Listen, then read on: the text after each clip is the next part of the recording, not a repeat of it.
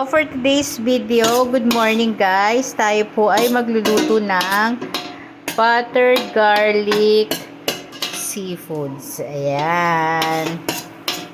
So nilagay ko na po yung bawang. Ayan. Tapos pabayaan lang po natin siyang maging brown. Tapos saka po natin ilagay yung sibuyas.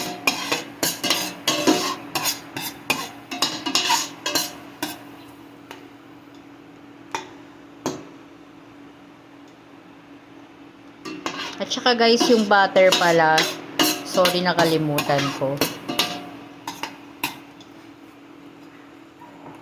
Kasi mas prefer ko yung dinudurog yung bawang. Para yung yung amoy niya ba, yung aroma ng bawang, maamoy pa. Tsaka yung lasa niya para mas masarap siya.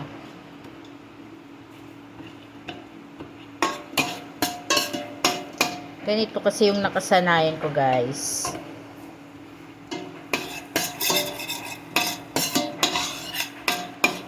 So yan, antayin lang po natin.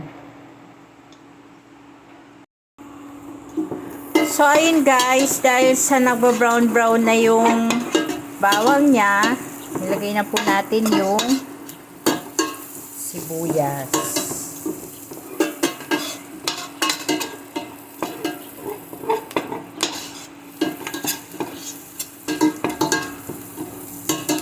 So saka na po natin siya titimplahan maglagay lang po tayo ng Sprite.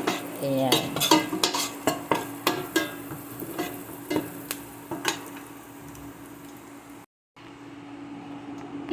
So, ayun guys, dahil sa wala tayong holder, ayan, pinost ko na lang muna yung video. Ngayon, ang ginawa ko na ay nilagyan ko siya ng Sprite, yung isang bote, yung nilagay ko. Tapos nilagyan ko siya ng 2 tablespoon ng sugar, and then nilagyan ko siya ng 1 teaspoon ng black pepper, ayan. Tapos ng konting MSG. Ayan. Antayin ko na lang siyang kumulo, tapos ilalagay na po natin yung seafood niya.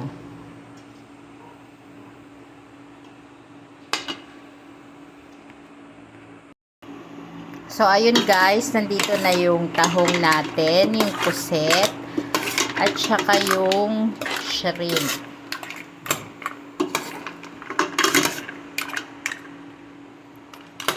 Ayan. Tapos, i-add na rin natin yung corn niya.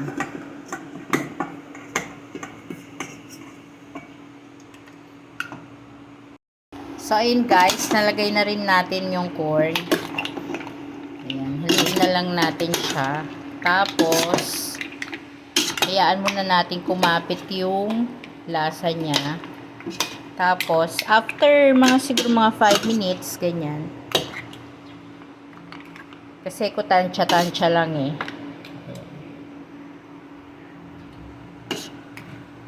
After 5 minutes, ayan, pwede na po natin siyang patayin. Tapos, depende na lang po sa inyo kung gusto po ninyo itong lagyan ng chili garlic, yan. Or kung ano pang pampaanghang na gusto po ninyo. Syempre, mas maganda talaga yung may maanghang. Kaso po, hindi ko po nilagyan kasi meron pong bata na baka ayaw niyang kumain ng maanghang.